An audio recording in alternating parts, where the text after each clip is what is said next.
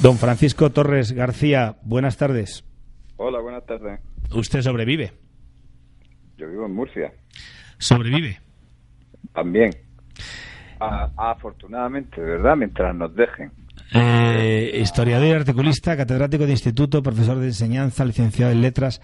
Vamos poco a poco a intentar entender algo de lo que pasa en España. ¿Es posible la reconciliación entre las víctimas del terrorismo, por ejemplo, y los que promueven el acercamiento de presos al País Vasco? Yo creo que no. Una reconciliación entre los que promueven es que es un insulto, vamos, sería la mejor definición. Y claro, encima que te matan dos veces. Es decir, el asesinato de las familiares y ahora con esta especie de blanqueo, vamos a llamarlo así, ¿verdad? Que hay detrás de estas maniobras, pues al final te están matando dos veces y te sepultan en el olvido, que es de lo que se trata, ¿no? Como si esas vidas pues no hubieran servido para nada. Es decir, esto, yo creo que en ese sentido, reconciliación en ese término, en el término político que es el que se plantea, ¿verdad? No puede haber, no es posible. Y en Cataluña, reconciliación y que para la otra. Francisco, en Cataluña, tú como experto en educación, entre otras cosas, en educación sabemos que está la clave de los problemas que después sobrevienen. ¿En Cataluña existe la posibilidad de reconciliarnos? Me refiero encontrar la paz social entre todos los que creen, unos pocos que quieren independizar a Cataluña y otros que creemos que debemos mantener unidos a España. ¿Cómo ve usted la reconciliación? ¿Cómo ves la reconciliación entre ese vecino catalán que desde hace 45 años está en una escuela, antes en una guardería, en una escuela, en un instituto, en una universidad, donde se les cuenta desde casa, colegio, universidad, que ya España no más, que lo que tienen que hacer es independizarse de España? ¿Hay posible reconciliación de esas dos teorías? Es imposible, es decir, es imposible en el sentido político, porque unos quieren la independencia y otros quieren ser españoles, ¿verdad? Entonces, ahí no hay término medio, no hay posibilidad de acuerdo de ningún tipo. Otra cuestión es revertir ese proceso, que es lo importante y es lo que no se ha hecho. Se ha dejado que ese proceso vaya creciendo y las cifras de independentistas siempre hagan que quieren ser independentistas, hasta el vecino, si lo deja, ¿verdad? Las cifras de independentismo eran muy bajas hace 40 años, muy bajas, 10%, una cosa así. Han crecido porque ha sido creado artificialmente, merced a la educación, merced a los canales de propaganda, merced a la dejación por parte del Estado, evidentemente, de lo que es la defensa de la idea de España, hasta llegar a estas generaciones, las generaciones actuales. Haciendo una parada, perdón, en este punto, ¿qué ha hecho mal el Partido Socialista Obrero Español con Cataluña para llegar a este límite y qué ha hecho mal el Partido Popular? Pues lo han hecho mal todo, porque en el fondo es una cesión continua que viene desde hace 40 años, en la cual cada uno de ellos lo único que ha hecho es, por conseguir el pacto, el poder, mantenerse, etcétera, ir cediendo espacios de soberanía y, además de ceder los espacios de soberanía, lo que se cedía era la batalla, digamos, más ideológica, es decir, se les ha dejado todos los instrumentos para poder iniciar ese proceso. Y ni el Partido Popular, cuando ha estado en gobierno, con mayoría absoluta, ni el Partido Socialista han hecho nada por revertir eso, y naturalmente ni cuando se aplicó el famoso 155 para convocar unas elecciones. Es decir, el objetivo de un artículo como ese para la Constitución es para revertir la situación, no para convocar unas elecciones. Es decir, fue una vulneración esa aplicación del sentido que tenía en la propia Constitución. El 155 tiene un sentido porque es reconstituyente de la legalidad, algo que no se hizo naturalmente cuando se aplicó, y para eso naturalmente hay que intervenir en el problema, y el problema fundamental es que hay varias generaciones, desgraciadamente, que han sido educadas, enseñadas, manipuladas en ese sentido. Por lo tanto, mientras no se trate de revertir, pues yo creo que es que la fractura social no va a ir a menos, sino que va a ir a más. Además, lo que ha sucedido hasta este momento es que no había respuesta, y ahora hay una respuesta. Esa es la diferencia fundamental. Hablando de respuestas precisamente a los problemas que han causado yo creo que la dejadez, ¿no? La falta de miras nacional. En clave política hay nuevas opciones, hay otras alternativas, hay, por ejemplo, la coalición ADN, que me consta que estás impulsando o colaborando con ella. ¿Qué puedes decirnos de ADN?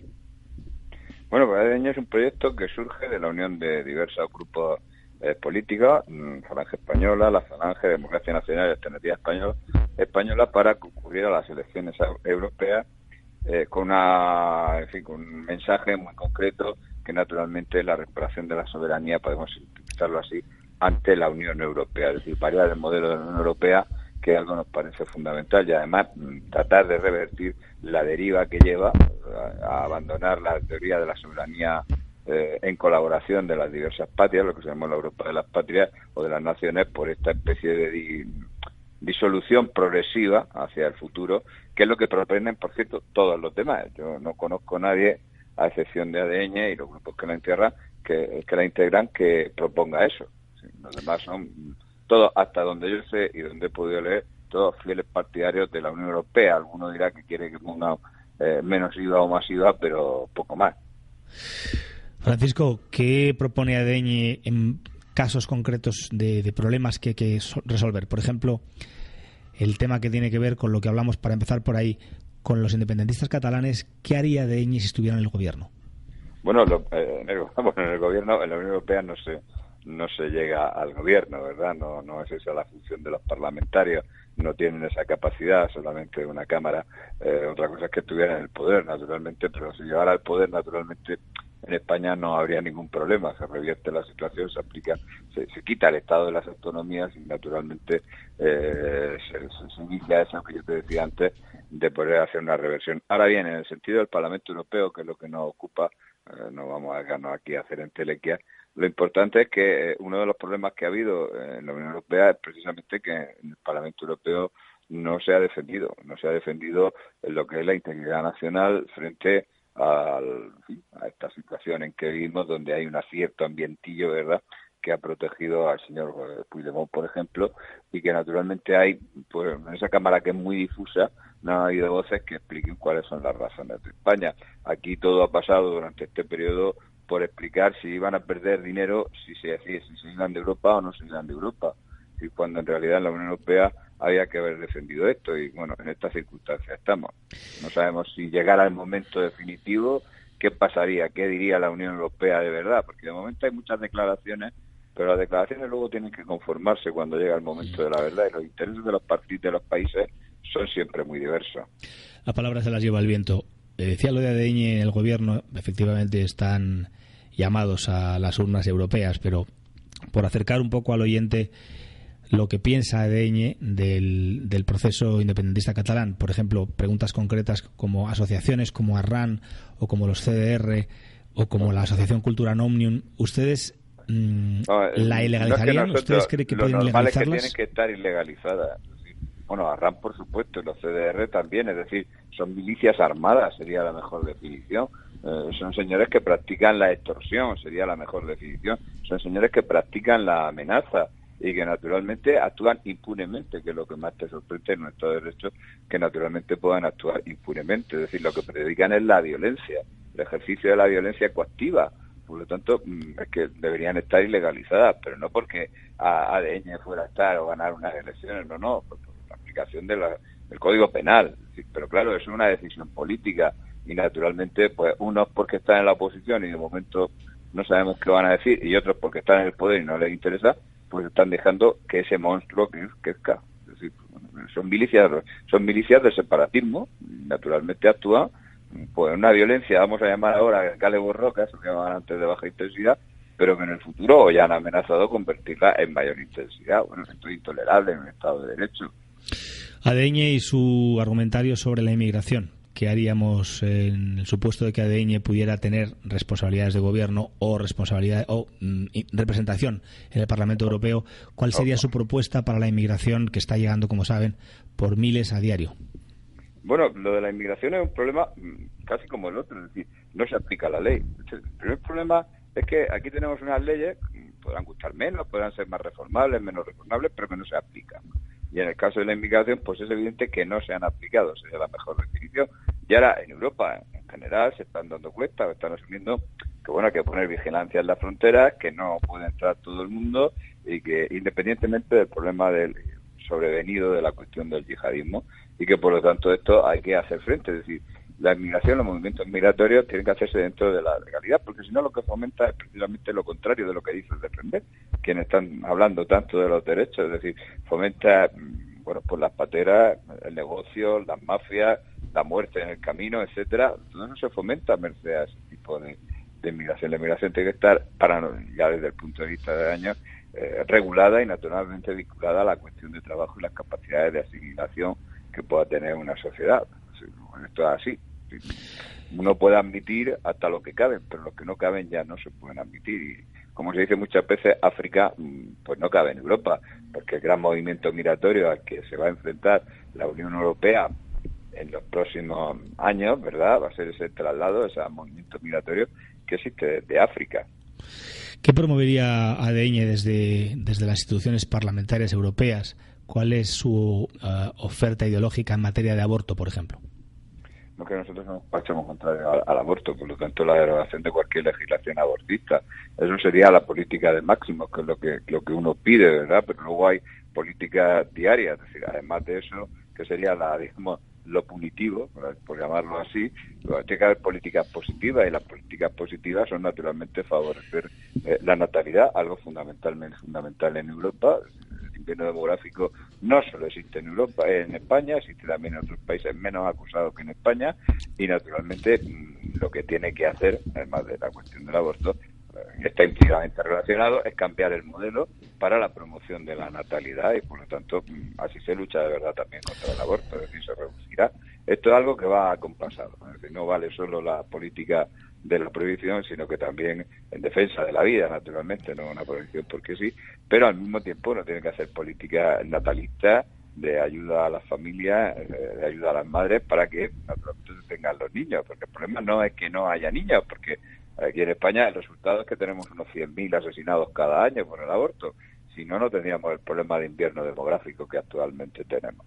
Esto yo creo que es algo fundamental, y por lo tanto hay que presionar no solo en el Parlamento Nacional, sino también en los Parlamentos Europeos, porque cuando hay países que intentan poner en marcha estas medidas, pues nosotros naturalmente intentan ponerles cortapisas a la lucha contra el aborto, que es una lacra. Tenemos, como sabe, también un borrador, una buena idea, entre comillas, plasmada en un papel ya y presentada en el Congreso de los Diputados en pleno trámite de evaluación parlamentaria sobre la eutanasia, en la misma dirección que el aborto. ¿Es posible ver en España en algún momento aprobada una ley sobre la eutanasia? Si me pregunta mi opinión, yo le diré que sí, es cuestión de tiempo. Es igual que existe en otro lado, y además los que más o menos actualmente pudieran oponerse de las fuerzas que están en el Parlamento acabarán con lo de siempre, ¿no? Al final la aprobaremos, al final que es como es constitucional. La otra noche oí al señor Casado salir por Petenera en una entrevista cuando le preguntaban, pero usted, ¿qué tipo de familia? No sé qué. Y él decía, no, yo lo que es constitucional, claro. Constitucional es cualquier cosa que al final se aprueba, porque naturalmente pues ahí estaremos. Yo creo que más tarde o más temprano habrá una ley de eutanasia, si no cambian las circunstancias políticas, si no se revierte la situación, pero si estuviéramos en el juego que se mantiene hasta hoy, pues lo más normal es que en unos años esa ley saliera adelante. No sé si será con plazos, sin plazos, empezarán por lo de la muerte digna, en fin, todas estas cosas siempre son poco a poco, no se hacen de golpe. Porque, claro, de golpe siempre provocan la reacción, por lo tanto hay que meterlo poco a poco. Primero se conciencia, se dan argumentos, luego se aplica muy poquito y luego se va agrandando hasta tener una ley de eutanasia general. Francisco, como experto en historia y como experto en educación también, ¿cómo se puede evitar en España el ataque continuado y frontal contra la ley, las leyes en general que protegen o que auspician al que cree en Dios? Todo el entramado mediático y ideológico de izquierdas lleva 45 años bombardeando el cristianismo. ¿Qué se puede hacer para evitar esto? Yo siempre he pensado que a veces hay que asumir que la izquierda es bastante inteligente, al contrario de lo que dicen, y ellos saben perfectamente cuál es su enemigo. Su enemigo es la cosmovisión, ¿verdad? Es que el cristianismo nos ha legado y que es la presente en Europa, por lo tanto hay que atacar esa cosmovisión y eliminarla. Esta es la realidad, y claro, hay que perseguirla, porque si no, pues al final resulta que tienes un enemigo, y eso es lo que están haciendo. Y en el otro sector, en el sector que no es de izquierda, hasta fecha de hoy no se han dado cuenta de lo que eso significa, es decir, se han pasado al enemigo con esa manera, ¿no?, de decir, bueno, pues esto que decía la Thatcher, ¿no?, que la Iglesia solo viene a cuestiones espirituales, no a cuestiones del mundo, en este caso la anglicana. Bueno, pues están en esa situación. Entonces, esto hay que revertirlo. Es decir, el problema es que, digamos que los católicos, así en nuestro caso, pues parece que renuncian a la parte, digamos, de la aplicación en política de lo que son los principios del catolicismo, y mientras que eso no se recupere, pues naturalmente vamos a tener esta situación. La izquierda, por el contrario, percibe claramente cuál es el enemigo y que para hacer su modelo social, naturalmente tiene que quitar esas bases, y naturalmente de momento van ganando la partida, esa es la realidad. En España, en la democracia, estamos viendo cómo año tras año el nivel de cultura, por tanto de debate, de diálogo, digamos, compartir ideas en el Congreso cada vez es más bajo. El nivel cultural y el enfoque político del liderazgo que se está ejerciendo de los distintos partidos políticos es cada vez más bajo, y sabemos que los políticos tienen cada vez menos altura. ¿Existe en el panorama que tú conoces algún líder a la altura de, pues en la historia, José Antonio Primo de Rivera o de los grandes ideólogos del siglo XX? ¿Hay un líder parecido, un líder que pudiera despuntar en el futuro? Ahora mismo, bueno, yo ahora mismo creo que la política tiene un problema, y es que vive el marketing, y por lo tanto es muy difícil salirse de ahí. Todo está reducido a ese tipo de marketing, que es lo que les interesa, es decir, y además bien pendiente de las encuestas. Esta es la parte negativa, vamos a llamarlo así, del reaganismo, que después se extiende, pero claro, Reagan lo hizo de una manera y esto ya lo han convertido en la política espectáculo. Bueno, hay más que ver la última convención del Partido Popular, que era una copia, en fin, de ese tipo de política espectáculo, de show permanente para la publicidad. Todavía no tienen el efecto que pueda tener en otros países. Yo ahora mismo no veo yo que haya una fuerte respuesta, salvo minorías que no tienen influencia o trascendencia en lo que es en el ámbito político esa opción, digamos, ideológica, que sea capaz de asumir que su función no es tanto ganar elecciones, sino transformar la sociedad. Lo mismo que hace la izquierda, es decir, la izquierda no gana para ganar las elecciones para ser presidente del gobierno solamente, gana para transformar la sociedad, no son gestores. La gestión es una cosa que viene sobrevenida, sino que vienen para transformar la sociedad de acuerdo con su mensaje ideológico. En el otro lado, digamos que eso se ha perdido de alguna manera. Francisco, por último, háblanos de tu próximo libro. Bueno, mi próximo, es decir, que está en la librería, no el próximo que voy a sacar, o a qué próximo nos referimos. Creí que presentabas uno el viernes. Sí, presento uno, por eso que ya no es próximo, ese ya está. Entonces, háblanos de tu próxima presentación del libro. Siempre ando un poco liado con esto, y a veces además tengo, como dice aquel, más compromisos de los que yo puedo realmente asumir. Yo leí que presentabas un libro el viernes. Sí, el viernes presentamos en el CEU, en la calle Julián Romero, en Madrid, a 7:30, mi último libro, vamos a llamarlo así, que es Cautivos en Rusia, los últimos combatientes de la División Azul, un libro voluminoso que trata pues precisamente de estos hombres que estuvieron 11, 12, 13 años presos en el Gulag hasta que pudieron volver a España en el año 1954 y algunos en 1956. Y que es una historia importante porque, bueno, es una historia humana, es una historia hecha a base de documentación y que recupera, en fin, de forma coral toda la historia de estos 550, 570, el número variable, prisioneros en entonces la Unión Soviética. Bueno, y luego naturalmente las cuestiones de rescate, etcétera, los problemas sociales, psicológicos que tuvieron, todas estas cuestiones, y este es el libro que presentamos en Madrid este fin de semana, el viernes concretamente, si llegamos con este follón que tenéis ahí de coches y taxistas y bloqueos de calle. A ver si conseguimos que salgan de las calles y vaya cada uno a su puesto de trabajo. Francisco Torres, muchas gracias por atendernos. Esperamos, seguiremos muy de cerca el desarrollo de ADN en la coalición para las europeas y volveremos a marcarte o a tenerte en el estudio algún día cuando pases por Madrid. Muy bien, muchas gracias. Gracias a ti.